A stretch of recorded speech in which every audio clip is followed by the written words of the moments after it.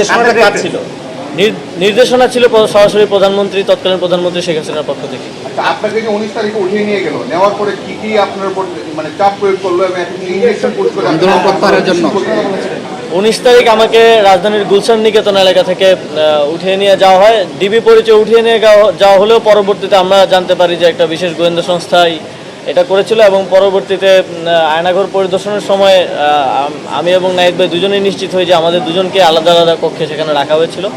সেখানে আমাকে প্রথমত একটা ভিডিও বার্তা দেওয়ার জন্য চাপ প্রয়োগ করা হয় আন্দোলন প্রত্যাহার পূর্বক। সেটা দিতে সে সময় রাজি না হওয়ায় পরবর্তীতে আমাকে ইনজেকশন পুশ করে অজ্ঞান করে রাখা হয়। পরবর্তীতে যখন গণস্বাস্থ্য নগর হাসপাতালে আমি ব্লাড টেস্ট করি তখন ডাক্তাররা নিশ্চিত করেন যে প্যাথেডিন পুশ করা হয়েছিল এবং সে সময়টা অজ্ঞান করে রাখা হয়েছিল। পরবর্তীতে 24 তারিখ আমাকে সেখান থেকে ছেড়ে দেওয়া হয়। আপনারা জানেন তারপরে ঘটনা, আমি গণস্বাস্থ্য নগর হাসপাতালে চিকিৎসা নিতে ভর্তি হয়েছি।